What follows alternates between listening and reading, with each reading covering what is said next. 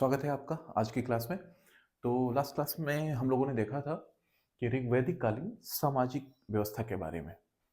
उसी सामाजिक व्यवस्था के अंतर्गत हो सकता है आज का हमारा तो टॉपिक है ऋग्वैदिक कालीन आर्थिक जीवन एवं धार्मिक मान्यताएं।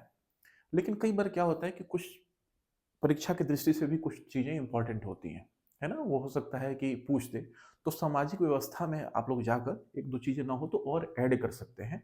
उसके बाद से हम लोग ये कर देंगे, क्योंकि बहुत छोटा सा चीज है। उसके लिए फिर एक अलग से वीडियो बनेगा। उससे अच्छा है कि हम इसी वीडियो में उसको पहले बता दें, फिर इस टॉपिक पे हम लोग चलेंगे। जैसे जो विवाह की बात मैं कर रहा था, उसमें एक पुनर्विवाह भी होता था। जैसे मान लीजिए कोई व्यक्ति जिसका कोई पार्टनर जो था, अगर कोई पुरुष है तो महिला, या महिला है तो पुरुष, अगर कोई इस तरह से अगर कोई मान लीजिए कि नहीं रहा या कुछ हो गया उसके साथ, तो उसका फिर से दोबारा विवाह हो सकता था। बहुविवाह तो और बहुविवाह की भी प्रथा थी। बहुविवाह की प्रथा केवल पुरुषों के ही साथ नहीं थी, स्त्रियों के भी साथ थी। स्त्रियों के साथ थी मतलब कि जैसे आप लोगों को याद होगा कि महाभारत काल में जो द्रौपदी थी, है ना, उनके भी 5 पति थे। ठीक। तो इसको क्या बोलते हैं, इस प्रथा को अभी तक इवन अभी उत्तराखंड में एक जौनसारी जनजाति है ना, अभी हाल फिलहाल की बात है, वहां पर भी अभी एक शादी हुई, बहुत चर्चा में आई थी।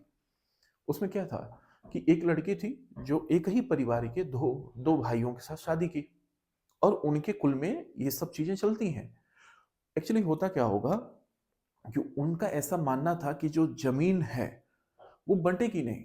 अगर कोई एक ही औरत रहेगी तो जमीन नहीं बटेगी, और क्या होगा, उस हिसाब से इनका परिवार संयुक्त रहेगा। उसको चलाने की भी एक परंपरा थी। और जो उनके बच्चे होते थे वो सबको डैडी पापा ऐसे सब बोलते हैं, और मम्मी को तो एक ही है, कोई दिक्कत ही नहीं है, लेकिन वो सबको पापा, कोई चाचा और ये सब चीजें, ताऊ जी, ये सब कॉन्सेप्ट नहीं था। सब पिताजी, है ना, माता तो एक ही है। तो ये स्त्रियों के भी साथ होता था, और क्या बोलते हैं, जो पुरुष थे उनके साथ भी होता था। एक और चीज उसी में एक और बता दूं, जैसे निष्क होता था। कई बार पूछ देता है आपके एग्जाम में, निष्क क्या होता था। निष्क, निष्क, तो ये सोने को निष्क कहा जाता था वहां पर, है ना। इसका मतलब उसमें सोना था। ठीक। उसको कई बार कुछ सामान खरीदते थे या कुछ व्यापार करते थे, तो उस समय भी ये लोग प्रयोग में ले लेते थे निष्क।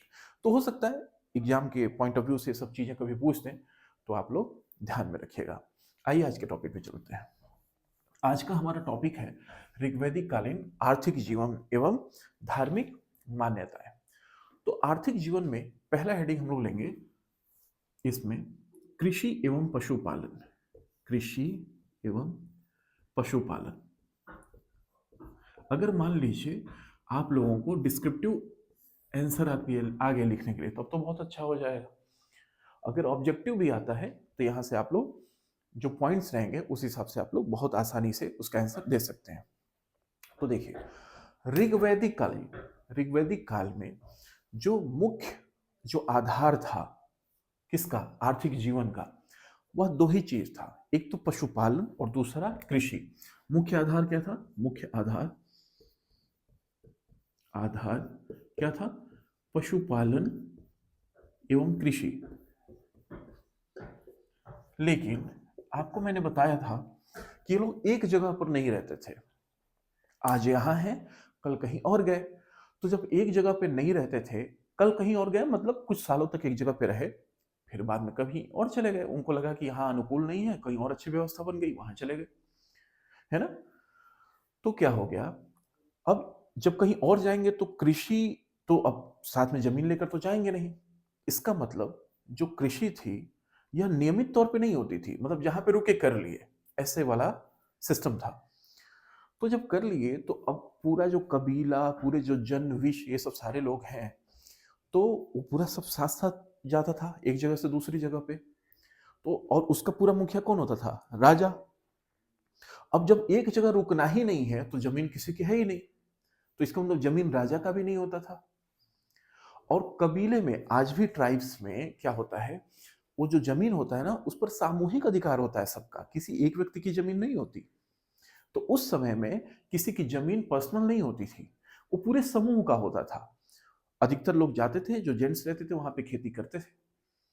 और खेती की जब बात आती थी तो कैसे करते थे, तो वहां पर देखिए लोहे का आविष्कार अभी नहीं हुआ था। अभी हम लोग चूंकि क्या पढ़ रहे हैं, याद होगा आप लोगों को, विंटरनेट जी ने इसका जो विभाजन किया था, ये कब की बात है, 1500 बीसी से 1000 बीसी तक ऋग्वैदिक काल है। लोहे का आविष्कार अभी नहीं हुआ है, लोहे का आविष्कार होगा 6ठी शताब्दी ईसा पूर्व में, 600 बीसी में। मतलब उत्तर वैदिक कालीन के अंतिम चरण में, एकदम अंतिम चरण में लोहे का विकास होगा। तो फिर खेती कैसे करते थे ये लोग, ये भी तो बात है। तो ये लोग वहां पर फल का, फाल जिसको बोलते हैं, हल का जो फाल होता है उसका भी वर्णन मिलता है ऋग्वेद में। लेकिन वो किस चीज का होता था, वो लकड़ी का होता था। ठीक है, तांबे का कुछ कुछ जगह पे मिला, उसमें उसका वर्णन है। ठीक है, तो इन सब चीजों का ये होता था, इससे लोग खेती करते थे। अब खेती में ये लोग किस चीज की खेती करते थे, तो सबसे ज्यादा जो प्रचलन था वह था यौ का। ठीक, जिसको जौ बोलते हैं, है ना, उसको सबसे ज्यादा प्रचलन में था।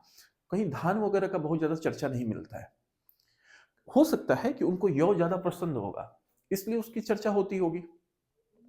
ठीक, अब ये तो था, अब कृषि की सब चीजें, है ना। अब इसके अलावा और क्या था, पशुपालन में क्या था, पशुपालन में देखिए जो गाय थी, गाय, इनके लिए सर्वाधिक पवित्र और सबसे बड़ा धन गाय ही था। ठीक, सबसे बड़ा धन गाय था। तो गायों की रक्षा के लिए समझिए कि ये लोग पूरे वहां पर अपने लोगों को नियुक्त करते थे कि देखना कहीं गाय चोरी ना हो जाए। पता चले सोकर उठे, सुबह गाय भग गई या कोई लेकर चला गया। उस समय कौन लेकर जाता था, तो पड़ी। कौन लेकर जाता था, पड़ी। पड़ी, ये कौन होते थे, ये पशु चोर होते थे। आपके एग्जाम में पूछा जाता है कि ऋग्वैदिक कालीन में पणी जो शब्द था ये किसके लिए प्रयुक्त किया जाता था, किसके लिए प्रयोग में लाया जाता था, तो ये कौन से होते थे, ये पशु चोर होते थे। पशु चोर होते थे।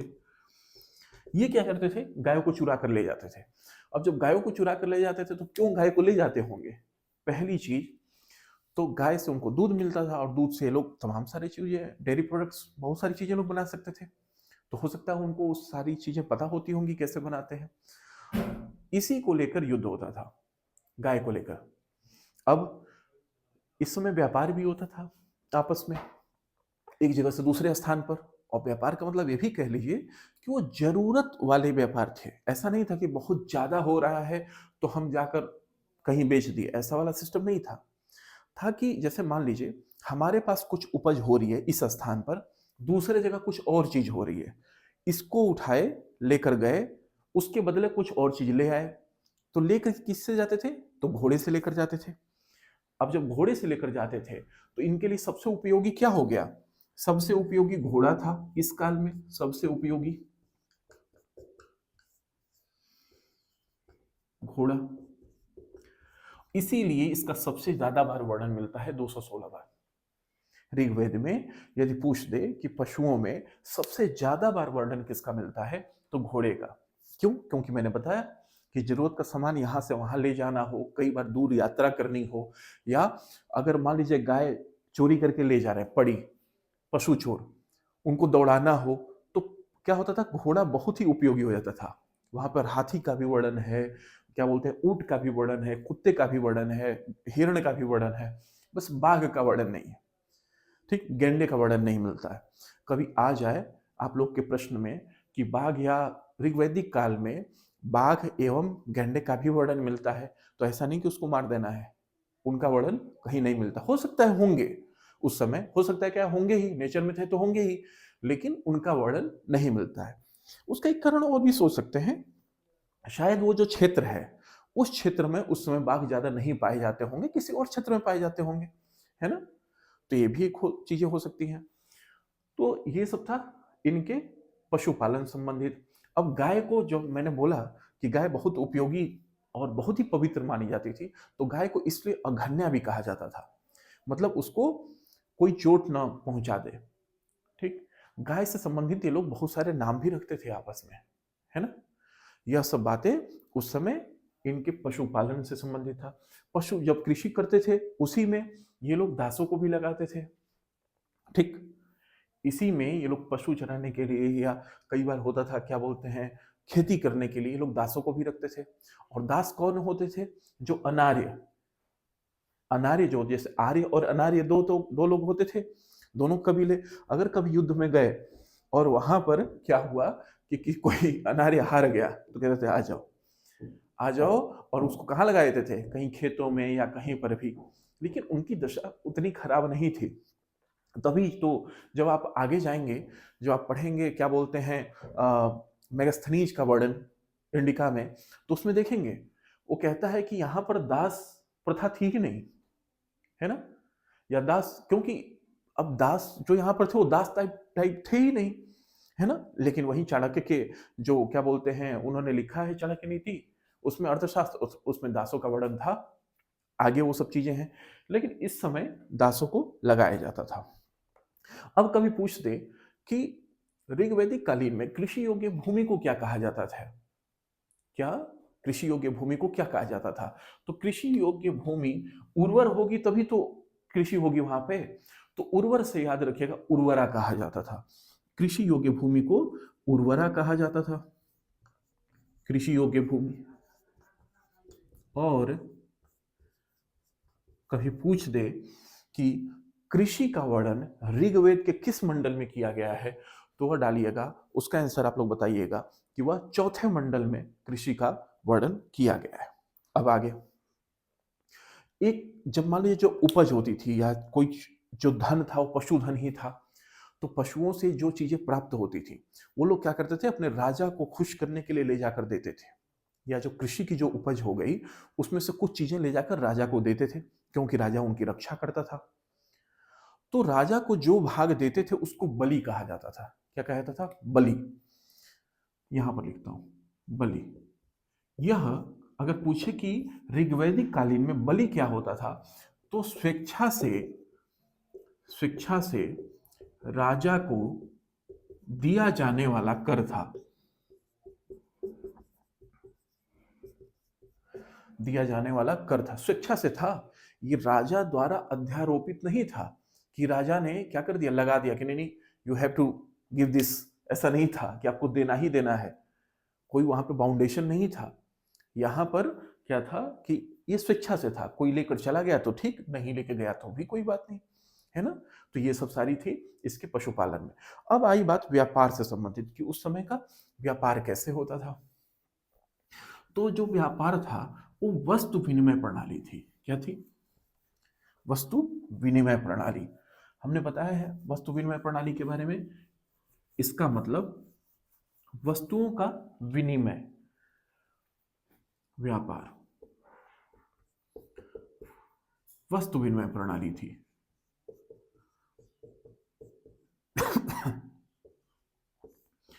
प्रणाली जिसको हम लोग बोलते हैं बार्टर सिस्टम।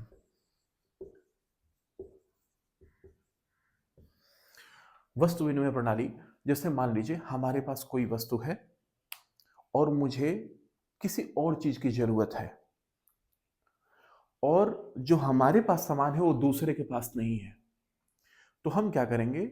अपना कोई सामान लेकर जाएंगे और उसके बदले वहां से कोई सामान लेकर आएंगे। तो वस्तुओं का विनिमय हो रहा है। वस्तु विनिमय प्रणाली, एक चीज से देकर, एक सामान से देकर दूसरा सामान हम लोग क्या कर रहे हैं? खरीद रहे हैं। इसको बोलते थे वस्तु विनिमय प्रणाली। इसी में क्या होता था, इसमें कुछ एक बेकनाट करके एक वर्णन मिलता है ऋग्वेद में। बेकनाट, ये क्या होते थे? सूदखोर होते थे। इवन आज भी शहरों में आप लोग देखे होंगे, राजस्थान में अधिकतर हो जाता है ऐसा कि लोग क्या करते हैं, जाकर प्राइवेट में किसी लोगों से, मतलब कुछ व्यापारी हैं जो सूद देने वाले, उनसे पैसे ले लेते हैं और वो बहुत ज्यादा हाई इंटरेस्ट पे पैसे देते हैं, बहुत ही ज्यादा। इसके चक्कर में जब वो नहीं चुकता कर पाते हैं तो फांसी लगा लेते हैं। इवन गांव में भी बहुत ज्यादा पढ़े लिखे लोग नहीं हैं, ठीक, तो कई जगह पे गांव में जब पढ़े लिखे लोग नहीं है, कुछ एक वर्ग ऐसा रहता है, तो क्या होता है, वो लोग जाते हैं गांव में, कुछ लोग ऐसे होते हैं जो सूद पे पैसे देते हैं, वो लोग पहले ही स्टैंप लगवा लेते हैं और एक का चार उनसे क्या करते हैं? सूद लेते हैं, ठीक। इन्हीं सबको देखते हुए इंदिरा गांधी ने बैंकों का राष्ट्रीयकरण भी किया था, है ना? कि और अभी भी गवर्नमेंट क्या करती है, जैसे प्रधानमंत्री जनधन अकाउंट जो खुलवाया, तो प्रधानमंत्री ने क्यों खुलवाया? वह इसीलिए खुलवाया ताकि वहां से जिसके पास भी जनधन अकाउंट है, उसका एक बहुत बड़ा फीचर है। हो सकता है कुछ लोगों को पता हो, कुछ लोगों को ना पता हो। यदि आपके पास प्रधानमंत्री जनधन अकाउंट है तो उससे 10,000 रुपया आप निकाल सकते हैं। अगर उसमें 1 रुपया नहीं है तो भी आप कोई कार्य कर सकते हैं, उस पर मामूली सा इंटरेस्ट लगता है, आप जाके फिर दे सकते हैं। वह क्यों किए? ताकि लोगों को गांव के जो सूदखोर हैं उनके पास न जाना पड़े। तो ये चीजें पहले भी होती थी। उनको क्या कहा जाता था? वेकनाट। वेकनाट, ठीक, ये सूदखोर होते थे, बहुत ही ज्यादा सूद लेते थे। ठीक है, ऐसी ऐसी चीजें और भी देखने को मिलती हैं इसमें। वस्तु विनिमय प्रणाली हो ही गई, वेगनाट हो ही गया। तो ये सब था, क्या था? वैदिक कालीन आर्थिक जीवन के बारे में। अब जरा धार्मिक समझ लीजिए, इनका धार्मिक जीवन क्या था। धार्मिक जीवन में देखिए, जब मैंने बताया कि ऋग्वेद में चाहे कहीं पर भी, जब हिस्ट्री में जब हम लोग शुरुआत में जब हम लोग पढ़ते हैं तो देखते हैं कि व्यक्ति क्या करता है, उसको जब चीजों के बारे में नहीं पता रहता है और उससे अगर कुछ हानि हो रही है तो उससे डरने लगता है। जैसे आग, आग से मान लीजिए जंगल जलने लगे तो लोगों को डर लगने लगा अग्नि से, तो उसकी पूजा भी करने लगे। बहुत ज्यादा वर्षा होने लगी, बाढ़ आ गई होगी, कुछ लोग बह गए होंगे साथ वाले, और बहते हुए कुछ लोगों ने देख लिया होगा तो बाढ़ से डरने लगे, बारिश से डरने लगे। कोई गया होगा, बिजली गिर गई होगी, उसमें जल गए, ठीक, उससे डरने लगे। तो क्या होता था कि ये सब चीजें लोग प्रकृति से डर कर भी पूजा करने लगे, कुछ लोग, है ना। तो ऐसे ही क्या होता था, ऋग्वेद में सबसे पहले जब ये लोग पूजा स्टार्ट किए तो ये लोग किसकी पूजा किए? द्योस की। सबसे पहले द्योस की पूजा करने लगे, द्योस एवं पृथ्वी की। अब द्योस कौन थे? द्योस को माना जाता है ये आर्यों के पिता, आर्यों के पिता, ठीक। और पृथ्वी के बारे में तो पता ही है, तो सबसे पहले इनकी पूजा होने लगी। इसके बाद से अलग अलग जगहों पे अलग अलग पूजा होने लगी। ऋग्वेद में जो सर्वाधिक किसी की यदि पूजा होती है तो वो होती है इंद्र की। ये पूछा जाता है, याद रखिएगा, सर्वाधिक पूजा किसकी होती थी? इंद्र की। इंद्र क्यों? क्योंकि इनका वर्णन सबसे ज्यादा बार आता है। इनको पुरंदर भी कहा जाता है, इनको किलों का जीतने वाला, है ना, ऐसा माना जाता है। तो इनका क्यों माना जाता है कि सर्वाधिक इनकी बात की गई है? क्योंकि इनके बारे में 250 सूक्त हैं। इंद्र के बारे में ऋग्वेद के दूसरे मंडल में 250 बार इनका वर्णन आता है, ठीक। इसके बाद से किसका आता है? अग्नि, अग्नि का, इनका 200 बार आता है। तो ये दूसरे नंबर पे थे हायरार्की में, ठीक, कि ये दूसरे नंबर पर पूजे जाते थे। और क्यों? क्योंकि अग्नि को माध्यम माना जाता था। लोग वहां पर हवन करते थे। ऋग्वेदिक काल में देवताओं को खुश करने के लिए हवन पूजा पद्धति के रूप में सबसे ज्यादा प्रयोग में लाया जाता था। तो यह माना जाता था कि यदि हम हवन कुंड में मंत्रोच्चारण के साथ साथ यदि हम कुछ हवन करते हैं तो वह देवता को प्राप्त होगा। तो उसके बीच में माध्यम कौन बना? अग्नि। इसलिए लोग अग्नि की भी पूजा करते थे। और दूसरी बात, डरते तो थे ही। इंद्र की क्यों? क्योंकि इंद्र को माना जाता वर्षा का देवता। वर्षा हुई, फसल खराब, माना जाता था कि इंद्र को खुश करके रखा जाए। वर्षा नहीं हुई तो भी फसल खराब। तो इसलिए माना जाता था कि इनकी पूजा करेंगे तो ये क्या करेंगे, जो हमारे लिए जितना जरूरी है उतना ही वर्षा देंगे, है ना। तो ये इंद्र के बारे में। ऐसे ही सोम के बारे में पूजा होती थी। ऐसे ही पूषण, पूषण एक देवता का नाम आता है। वो क्या माना जाता था कि ये पशुओं, ऐसे पशु जो रास्ता भटक जाते थे उनको ये रास्ता दिखलाते थे, उनको उनके घर लाते होंगे, तो उनको भी देवता मान लिया गया। मतलब जिस जिस से, जल से, सूर्य से, जिस जिस से डर लगता था उनकी उनकी ये लोग पूजा करते थे। अब जैसे इसी में वरुण देव की लोग पूजा करने लगे, उनका भी वर्णन 30 बार आता है, 30 बार। तो वरुण देव की पूजा क्यों करते थे? इसलिए क्योंकि कभी नदी में बाढ़ आई होगी, जल, तो नदियों की, क्या बोलते हैं, समुद्र की, उसमें जो जल है उसको वरुण देवता के रूप में मानते थे लोग, उनकी पूजा करते थे। इन्हीं सबको देखते हुए क्या होता था, एक हिनोथिज्म, एक विचार आया जिसको मैक्स मूलर ने दिया। क्या दिया? हिनोथिज्म। जरा समझिएगा क्या होता है।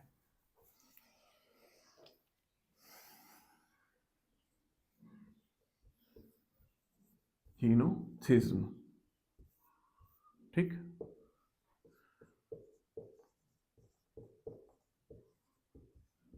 क्या होता है हीनोथिज्म, जरा समझिएगा। हीनोथिज्म का मतलब मैक्स मुलर ने कहा कि ऋग्वैदिक देवता जिस समय जिस देव की पूजा कर रहे हैं उनको ही मानते थे कि इन्हीं में वो सर्वोच्च गुण है, यही सबसे ज्यादा वो क्या बोलते हैं, शक्तिशाली है। सर्वाधिक शक्तिशाली कौन है उस समय? वही देवता है। जैसे यदि मान लीजिए आप लोग, पता नहीं अगर कोई सीरियल, पुराने अगर सीरियल कोई देखे होंगे, जैसे मान लीजिए कि रामायण अगर यदि आप लोगों ने देखा, तो सारे देवता किसकी पूजा करते थे? राम जी की। चाहे वो कोई भी देव हो, चाहे शंकर जी हो, चाहे ब्रह्मा जी हो, सब लोग राम जी की।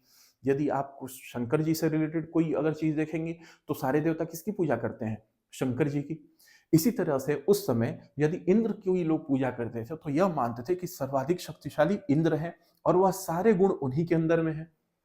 अभी के समय में जैसे मान लीजिए कि क्या होता है कि जैसे प्रेमानंद जी महाराज को ले लीजिए, वो क्या कहते हैं कि सब तो एक ही हैं, है ना? चाहे आप किसी की भी करो, तो जिस समय जिसकी करो मन लगा कर करो, सारी शक्तियां अपनी यही मान लो कि वो सारे गुण उनके अंदर है ना? तो क्या था, इनको इसको कहा गया, मैक्स मुलर ने कहा हीनोथिज्म। ठीक। और यह दर्शाता है कि उस समय लोग, ऋग वैदिक काल में यह माना जाता है कि लोग सार्वभौमिक सत्ता में तो विश्वास करते थे, मतलब यह मानते थे कि कोई एक पावर है जो सारी चीजें कंट्रोल कर रही है, जो सारी चीजें चला रही है।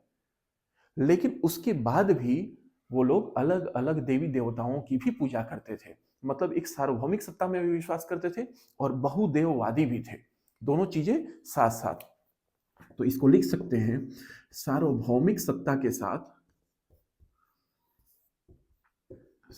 साथ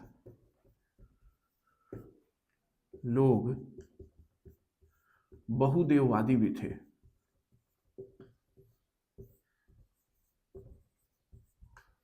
ठीक। मतलब बहुत सारे देवी देवताओं की पूजा करते थे और जिसमें जब पूजा करते थे सारे गुण उनके अंदर मान लेते थे। तो इस तरीके की चीजें थी उस समय। अब इससे संबंधित जो हमने बताया है ये सारी चीजें, कि जो क्या बोलते हैं, ऋषि जो महिलाएं होती थी वो भी इसके बारे में सब कुछ पूजा पाठ करती थी, वो भी हवन करती थी, है ना? पूजा पाठ में वो लोग भी बैठती थी। तो यह सब सारी चीजें इनकी धार्मिक मान्यताएं थी। तो आज आपका ये ऋग्वैदिक काल समाप्त होता है। अब अगला जो भी क्लास होगा वह उत्तर वैदिक काल से संबंधित होगा। इसका मतलब हम लोग 1000 बीसी से 600 बीसी के काल को हम लोग पढ़ेंगे। उसमें देखेंगे कि उसकी राजनीतिक व्यवस्था क्या थी, उसकी धार्मिक व्यवस्था क्या थी, उसकी आर्थिक व्यवस्था क्या थी, उसकी सामाजिक व्यवस्था क्या थी, और उसमें बहुत ज्यादा बदलाव आएगा। जैसे अभी जन था तो जनपद हो जाएगा, है ना? ऐसे ही फिर आगे, उसके आगे जाएंगे तो फिर महाजनपद हो जाएगा। तो ये सब चीजें पढ़ते हुए हम लोग चलेंगे। आज के लिए इतना ही। Thank you so much.